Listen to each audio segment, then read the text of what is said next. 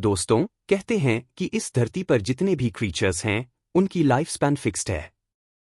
यानी उस life span को पूरा करते ही उनकी मृत्यु हो जाएगी, लेकिन इसी धरती पर एक ऐसा भी क्रीचर है जो कभी नहीं मरता, या यूं कहें कि उसे इमॉर्टैलिटी का वरदान मिला हुआ है।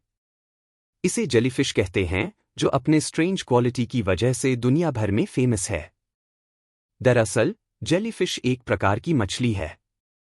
दुनिया भर में इसकी 1500 से भी ज्यादा स्पीशीज हैं।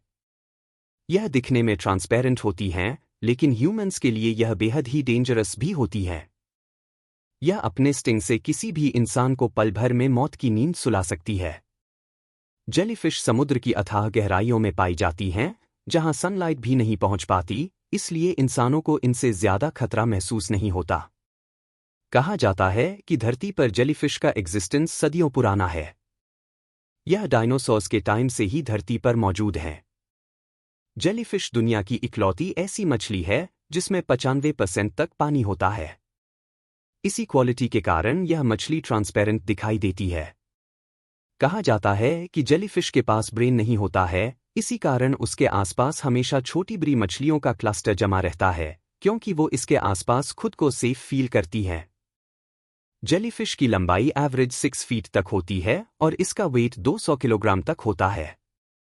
अब तक की सबसे लार्जेस्ट जेलीफिश अमेरिका के समुद्र में मिली थी, जिसका लेंथ 7.6 फीट थी और उसकी एंटेने 120 फीट लंबी थी।